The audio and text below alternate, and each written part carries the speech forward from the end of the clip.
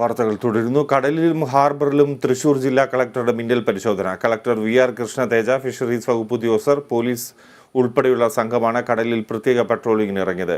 ചേറ്റുവ ഹാർബറിൽ നിന്നും പുറപ്പെട്ട സംഘം 1 മണിക്കൂറോളം കടലിൽ പരിശോധന നടത്തി. ട്രോളിംഗ് നിരോധനം നിലനിൽക്കുന്ന സാഹചര്യത്തിൽ നിയമങ്ങൾ കൃത്യമായി പാലിക്കപ്പെടുന്നുവെന്ന് ഉറപ്പുവരുത്താനായാണ് പരിശോധന നടത്തിയത്. കടലിൽ മത്സ്യബന്ധനം നടത്തുകയായിരുന്ന വള്ളങ്ങളുടെ രേഖകൾ ജില്ലാ കളക്ടർ നേരിട്ട് പരിശോധിച്ചു. ട്രോളിംഗിന് വിരുദ്ധമായി നിരോധിത വലകൾ ഉപയോഗിച്ചുള്ള മത്സ്യബന്ധനം നടക്കുന്നുണ്ടോയെന്നും കളക്ടർ പരിശോധിച്ചു. നിരോധനമുള്ള യാനങ്ങൾ മത്സ്യബന്ധനം നടത്തുന്നുണ്ടോയെന്നതും പരിശോധിച്ചു. പരിശോധനയിൽ നിയമലംഘനങ്ങളൊന്നും കണ്ടെത്തിയില്ല. പട്രോളിംഗ് കഴിഞ്ഞ് തിരിച്ചെത്തിയ ജില്ലാ കളക്ടർ മത്സ്യത്തൊഴിലാളികളുമായി സംസാരിച്ച് അവരുടെ പ്രശ്നങ്ങൾ ചോദിച്ചറിഞ്ഞ ശേഷമാണ് മടങ്ങിയത്.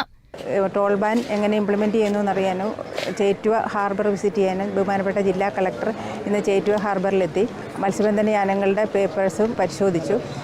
1 മണിക്കൂർ പട്രോളിംഗ് നടത്തിയതിന് ശേഷം അദ്ദേഹം ഇവിടെ വന്നിട്ട് ഹാർബറിലെ മത്സ്യത്തൊഴിലാളികളുമായിട്ട് സംസാരിച്ചു. അവരുടെ പ്രശ്നങ്ങൾ അവർ കളക്ടറെ ധരിപ്പിച്ചു.